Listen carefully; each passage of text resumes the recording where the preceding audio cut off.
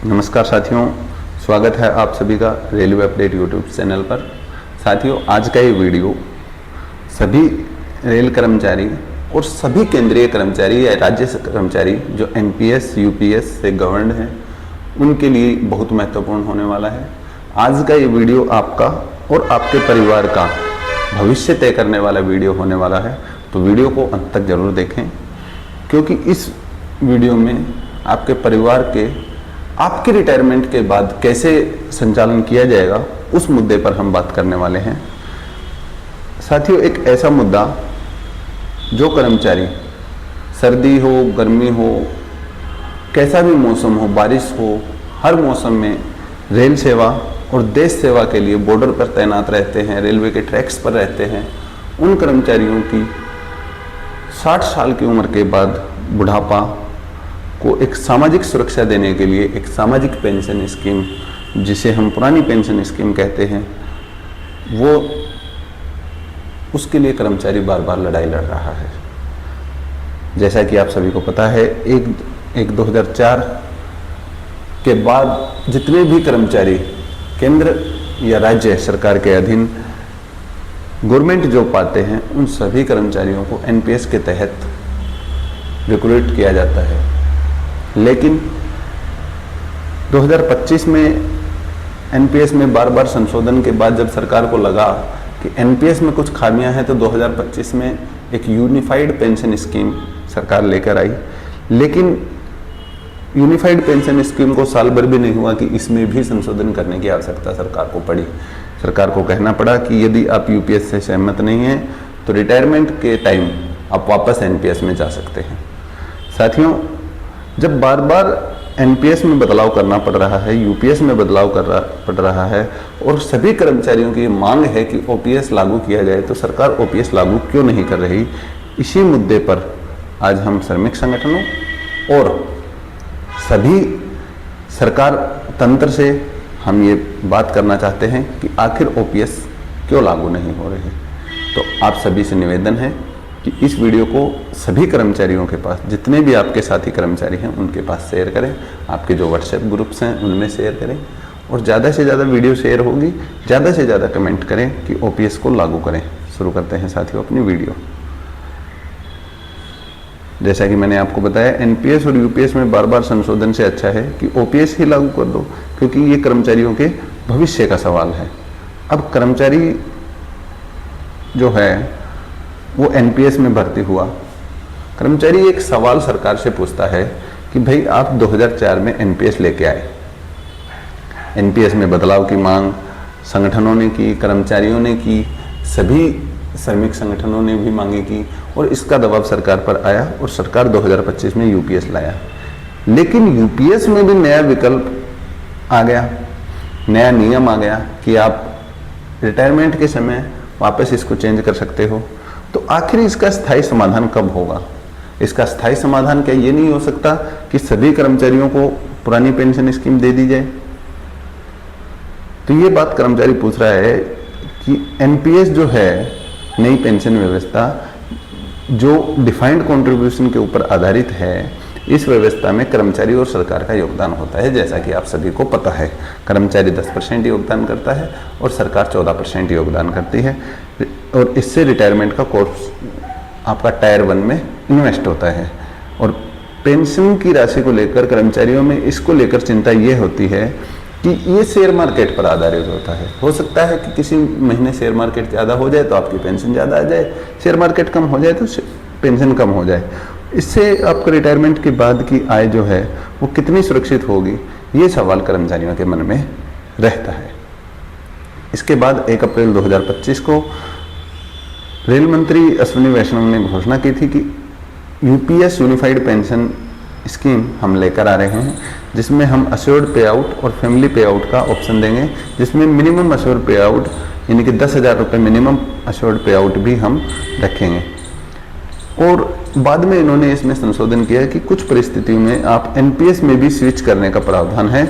लेकिन सवाल वही है कि आप एनपीएस लेके आए, उसमें संशोधन कर रहे हो, यूपीएस लेके आ रहे हो, उसमें संशोधन कर रहे हो, तो क्या कर्मचारी को जो 30 साल 35 साल देश सेवा कर रहा है उसको एक स्थायी पेंशन सिक्योरिटी नहीं मिल सकती क्या?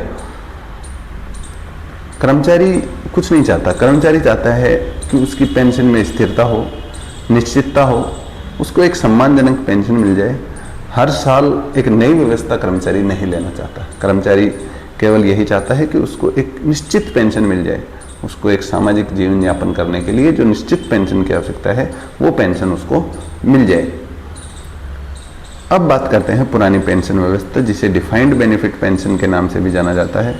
इसमें क्या होता है कि निर्धारित नियम होते हैं, निर्धारित नियमों के अनुसार पेंशन मिलती है। रिटायरमेंट के बाद आपकी आय निश्चित होती है कि इतनी आपको पेंशन मिलेगी, इसमें महंगाई राहत भी मिलती है और कर्मचारी के भविष्य को लेकर अधिक निश्चितता होती है। इसलिए ओपीएस की मांग आज भी कर्मचारियों के बीच में जारी है। ओपीएस में क्या होता है, 30-35 साल नौकरी के बाद अब कर्मचारी को ये लगता है कि यार हमें मिलेगा क्या, क्या पर्याप्त पेंशन मिल पाएगी, कुछ कह नहीं सकते। क्या बढ़ती महंगाई से हमें सुरक्षा मिलेगी, इसके बारे में भी कुछ नहीं कह सकते। क्या हम उस पेंशन से परिवार की ज़रूरतें पूरी कर पाएंगे, क्या परिवार को हम आर्थिक सुरक्षा दे पाएंगे, क्या हम सम्मानजनक रिटायरमेंट लाइफ जी पाएंगे। क्योंकि रिटायरमेंट का जो पैसा है, जो रिटायरमेंट के बाद पेंशन है, वो सिर्फ एक पैसा नहीं है, फंड नहीं है, वो एक सामाजिक सुरक्षा है। समाज में आपको इज्जत भरी नज़रों से देखने के लिए आपकी सुरक्षा है कि आपके पास यदि पेमेंट है, आपको अच्छी खासी पेमेंट मिल रही है, तो आप सेल्फ डिपेंडेंट हैं, आप किसी के ऊपर डिपेंड नहीं होंगे। इसलिए 30 साल 35 साल आप देश सेवा करते हैं, उसके बाद आपको पेंशन मिलनी बहुत ज़रूरी है। अब सवाल उठ रहा है कि यदि यूपीएस लाने के बाद भी उसमें बदलाव करने पड़ रहे हैं, तो क्या ओपीएस पर दोबारा विचार नहीं किया जा सकता?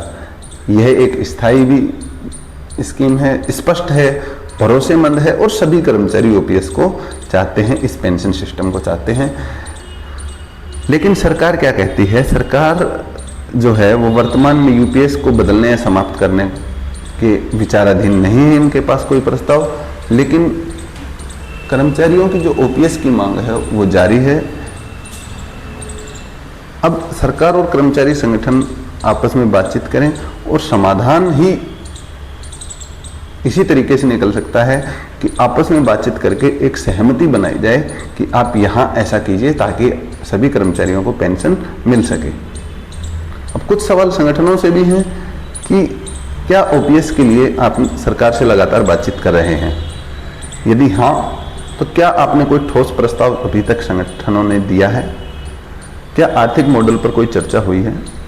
क्या राष्ट्रीय स्तर पर कोई प्रभावी रणनीति बनाई है? क्योंकि सिर्फ नारा देने से काम नहीं चलेगा कि ओपीएस बहाल करो, आपको ठोस रणनीति बनानी पड़ेगी। आपको सरकार को मजबूर करना पड़ेगा कि सरकार झुके आपके सामने। आपको आंदोलन करने पड़ेंगे, आपको जगह जगह स्थानीय लेवल पे आंदोलन करने पड़ेंगे ताकि सरकार तक ये बात हमारी पहुँचे। अब बात करते हैं, कुछ सवाल हैं जो सरकार से सीधे हैं कि हम सरकार से केवल यही पूछना चाहते हैं, मैं किसी सरकार, केंद्र सरकार या राज्य सरकार का पक्षधर या विरोधी नहीं हूँ, क्योंकि कर्मचारियों की बात करना काफ़ी बार ऐसा लगता है कि सरकार विरोधी है। हम तो सरकार से, चाहे केंद्र में भाजपा हो, बीजेपी हो, आम आदमी पार्टी हो, कांग्रेस हो, कोई भी सरकार हो, केंद्र सरकार से सवाल है कि क्या कर्मचारी की रिटायरमेंट सिक्योरिटी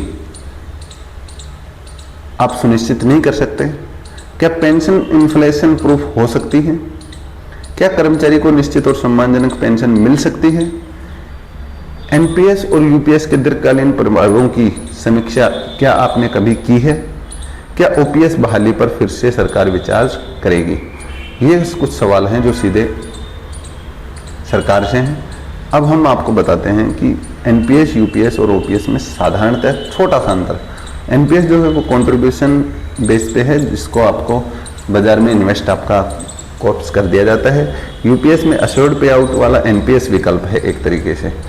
ओपीएस है वो डिफाइंड बेनिफिट पेंशन है, इसलिए कर्मचारी की प्राथमिकता पेंशन सिक्योरिटी को लेकर ओपीएस है। कर्मचारियों की कुछ आवाज़ें हैं कि हमें एक ऐसी पेंशन दो, चाहे आप किसी भी नाम से, केंद्र सरकार की अलग नाम से पेंशन घोषणा कर दे, चाहे प्रधानमंत्री पेंशन स्कीम के नाम से कर दे, लेकिन ऐसी पेंशन हो जो स्थिर हो, भरोसेमंद हो, जो सम्मानजनक जीवन दे, जो परिवार को आर्थिक सुरक्षा दे, ऐसी पेंशन होनी चाहिए। चाहे उसका नाम ओपीएस ना रख के प्रधानमंत्री पेंशन स्कीम ये योजना कर दी जाए। साथियों, मैं एक रेल कर्मचारी हूं, तो अंत में रेल कर्मचारियों की बात अवश्य करूंगा, क्योंकि रेल कर्मचारी देश की रेल की रीढ़ की हड्डी है। रेल कर्मचारी दिन रात ड्यूटी करता है, बारिश, गर्मी, सर्दी, रात की ड्यूटी, पूरी सेवा के बाद रिटायरमेंट का भविष्य भी सुरक्षित इनका भी होना अति आवश्यक है। इसलिए एनपीएस में संशोधन, यूपीएस में संशोधन, तो फिर ओपीएस पर पुनर्विचार क्यों नहीं? ये कर्मचारी एक सवाल पूछ रहा है, इसलिए आप भी कमेंट जरूर करें, क्योंकि ना मैं किसी पार्टी के खिलाफ हूँ, ना किसी व्यक्ति के खिलाफ हूँ। मुद्दा सिर्फ एक है, कर्मचारी के भविष्य की सुरक्षा। सरकार को और कर्मचारी संगठनों को मिलकर इसका समाधान निकालना चाहिए।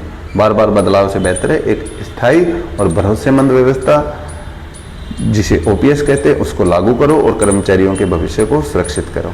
साथियों, आपकी क्या राय है आप कमेंट में ज़रूर बताइए। क्या एनपीएस, यूपीएस या ओपीएस? अगर आप भी ओपीएस के समर्थन में हैं तो ओपीएस बहाल करो, कमेंट में ज़रूर लिखें। ये एक कर्मचारी की मांग है जिसने पूरी ज़िंदगी देश की सेवा की, अब रिटायरमेंट का भविष्य भी उसको सुरक्षित चाहिए, इसलिए ओपीएस को बहाल करो। जय हिंद, जय भारत, जय रेल कर्मचारी। धन्यवाद साथियों।